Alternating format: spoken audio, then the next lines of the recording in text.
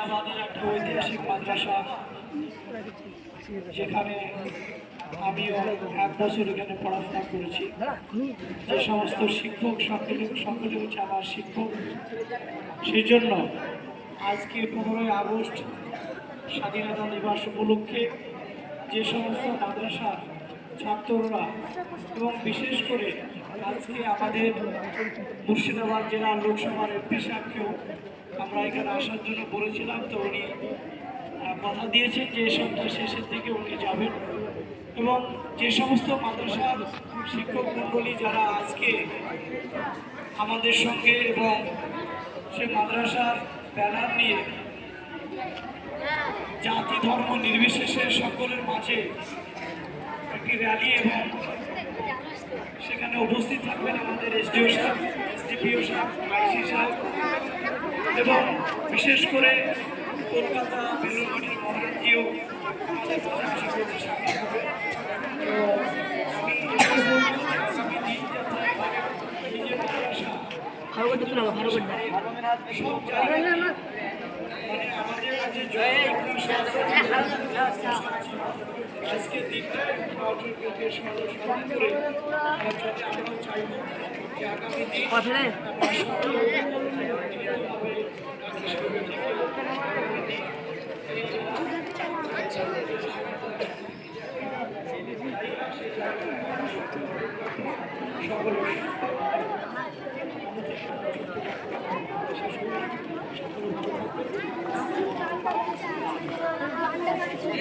নিজের লাইনকে লাইনে থাকা দাঁড়িয়ে বসে থাকার জন্য সময়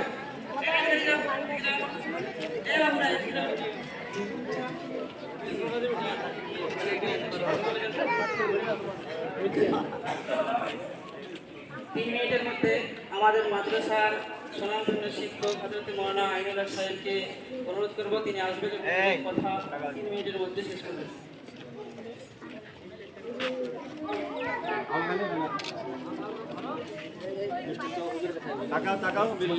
একবার দাঁড়িয়ে যাও না সবাই।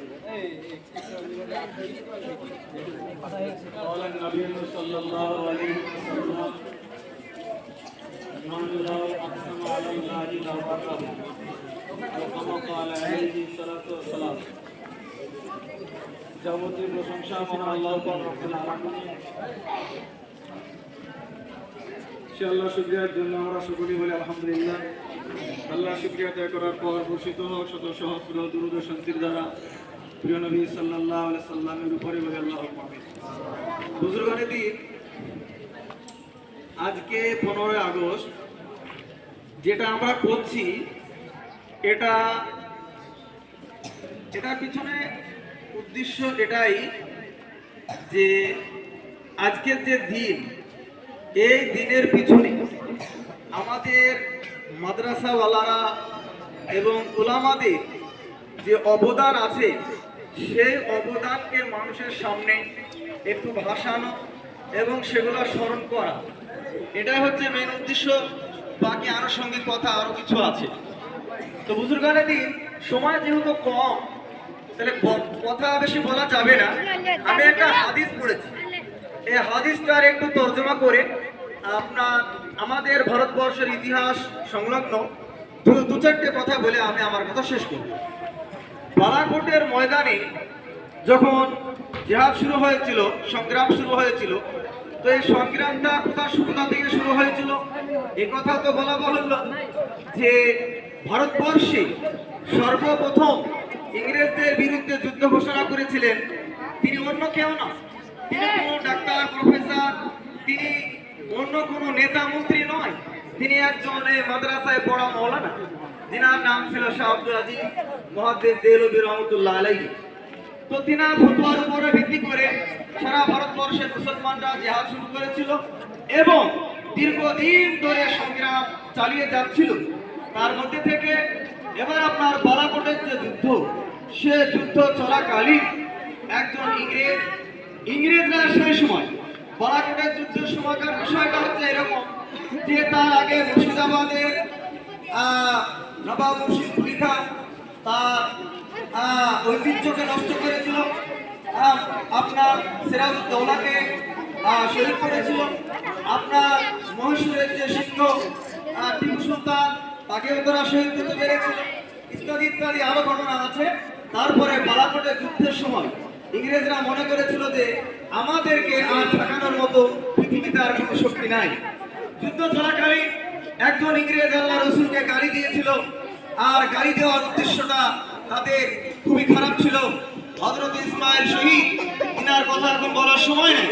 ইসমাইল শহীদ ইংরেজদের সাথে যুদ্ধ করার জন্য অনেক কিছু প্র্যাকটিস করেছিলেন। একজন মুজাহিদ তৈরি হয়েছিলেন। 1862 পর্যন্ত তিনি একটা মুজাহিদ তৈরি হয়েছিলেন। বলে কিরকম? এত বড় উঁচু ঘোড়ার পিঠে বিনা জিনে লাফিয়ে টপকে উঠে পড়তে পারতেন। আপনার এরকম বহুত অভ্যাস করেছিল। ইসমাইল শহীদের সামনে যখন ইংরেজ গালি দিল, ইসমাইল শহীদ আল্লাহর কসম করে ফেললেন, আল্লাহে আকুলুকা, আমি তোকে কতল করব এবং কতল না করা পর্যন্ত আমি মরব না। ইসমাইল শহীদের গলায় তরবারি আঘাত পড়ার কারণে তিনার গলাটা কেটে গেল। ইসমাইল শহীদ কাটা গলা নিয়ে ওই গালি দিয়ে বেঈমানকে তাড়তে আরম্ভ করলেন। তাড়তে বেঈমান ইংরেজকে আপনার কতল করলেন, জাহান্নামে পাঠালেন। তারপরে ভোলাহল লাশের উপরে ইসমাইল শহীদের লাশ পড়ল। বুজুর্গানে দিন এই বালাকোটের যুদ্ধে সৈয়দ আহমদ তিনি শহীদ হয়েছিলেন। এখন মোহাম্মদ নামটা কোথা থেকে বা কিভাবে লেখা হয়েছে? সৈয়দ আহমদ।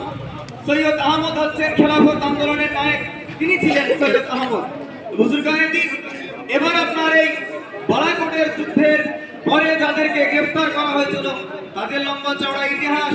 আপনার লাহোর থেকে আম্বালা থেকে আপনার আন্দামানে নিয়ে যাওয়া হয়েছিল মালগাড়িতে করে। তাদেরকে হাফ প্যান্ট পরিয়ে দিয়ে আমাদেরকে মৌলানা জাফর খানেশ্বরী থেকে শুরু করে মৌলানা ইয়াহিয়া সাদেকুরি থেকে শুরু করে তাদেরকে হাফ প্যান্ট পরিয়ে দিয়ে মুখের দাড়ি সুন্নাতকে তারা মুন্ডি দিয়ে নাড়া করে দিয়ে তারা আপনার হযরতে এই তিনজনের আপনার ফাঁসির সিদ্ধান্ত দিয়েছিল। তো তেনারা ফাঁসির সিদ্ধান্ত শুনে হাসছেন। তো ইংরেজরা ফাঁসির সিদ্ধান্ত পাল্টিয়ে দিয়ে যাবজ্জীবন জেলের ফয়সালা দিয়েছিল। যাই হোক, ওইসব কথা আমি আর বলছি না। জাফর খানেশ্বরী রহমতুল্লাহ আলাইহি এবং মৌলানা ইয়াহিয়া আলী সাদেকুরি তিনার দাড়িতে হাত ঘষতেন আর তিনি বলতেন, লাস্তু বালি লাকিতু বিল্লাহি, আমার কোনো পরোয়া নাই, আর আমি আল্লাহর জন্য, আল্লাহর দ্বীনের জন্য আমার যেগুলো ঘটেছে হাফ প্যান্ট পরেছি, দাড়ি আমার সুন্নাতকে কেটে দেওয়া হয়েছে। মৌলানা ইয়াহিয়া আলী সাদেকুরিকে আমি এই ভারত, এই বাগান তোমাদের নয়, এই ভারত, এই দেশ আমাদের এবং একদিন আমাদের হবে, আমাদেরই থাকবে। বুজুর্গানে দিন আমাদের বুজুর্গদের ইতিহাস, আমাদের দারুল দেওয়ান মাদ্রাসা কায়েম করার একটাই উদ্দেশ্য ছিল যে সম্প্রদায়ের মানুষকে, সমস্ত সম্প্রদায়ের মানুষকে এক করবো করে ইংরেজদের বিরুদ্ধে আমরা সংগ্রাম করবো। বুজুর্গানে দিন শেষ পর্যন্ত আপনার মহাত্মা গান্ধীরা তারা সংগ্রামের চলতে আপনার 1919 খ্রিস্টাব্দে দিল্লিতে আপনার মুফতি কেফায়েতুল্লাহ সাহেবের নেতৃত্বে বা তেনার সভাপতিত্বে একটা মিটিং হয়েছিল। সেই দিন আপনার মহাত্মা গান্ধী যোগদান করেছিলেন। মৌলানা আব্দুল বারী ফেরঙ্গি রহমতুল্লাহ আলাইহি তিনি বললেন যে আপনি মহান ব্যক্তি, আর এই টাইটেলটা তিনারাই দিয়েছিলেন। মৌলানা আব্দুল বারী ফেরঙ্গি রহমতুল্লাহ আলাইহি তিনি টাইটেল দিয়েছিলেন যে আপনার নাম আজ থেকে মহাত্মা টাইটেল আপনার আমরা দিলাম। তেনার নাম ছিল মোহনদাস করমচাঁদ গান্ধী। মোহনদাস করমচাঁদ গান্ধী টাইটেল দিয়েছিলেন গুলামারা, মহাত্মা গান্ধী টাইটেল দিয়েছিলেন। এবং 1820 সালে 1 লাখ টাকা মহাত্মা গান্ধীর হাতে উলামারা তুলে দিয়েছিলেন সংগ্রামের জন্য। বুজুর্গদের কিন্তু সমাজেও খুবই কম, তো বেশি কিছু বলা যাবে না বুজুর্গদের ব্যাপারে। আমরা ইনশাআল্লাহ বুজুর্গদের কথা জানবো এবং তেনাদের অনুসরণ করে আমরা চলবো, আর তেনাদের ইত্তেবা করে আমরা মাদ্রাসা চলবো, মাদ্রাসার সঙ্গে আমরা সংযুক্ত থাকবো। আল্লাহ পাক রব্বুল আলামিন আপনাকে আমাদের এই রাত থেকে বেশি বেশি আমল করার তৌফিক দান করুন। বলে আল্লাহুম্মা আমিন। সময় না নিয়ে আমরা সংক্ষিপ্ত আলোচনা করি। আমাদের স্মরণ রাখতে হবে যে আমাদের দেশে 16 শতাব্দীতে শুরু হয়েছে যুদ্ধ এবং ব্রিটিশ আন্দোলনের তাড়িয়ে দেওয়া। সেই আন্দোলন শেষ হয়েছে 1947 15 আগস্ট। সংক্ষিপ্ত আমার ঢাকা থেকে ঘটনা অনেক আছে এবং এই সম্পর্কে আলোচনা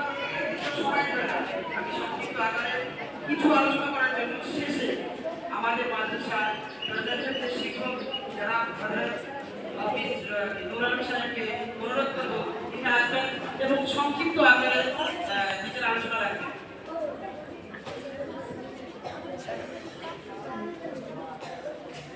السلام عليكم ورحمة الله وبركاته. أما بعد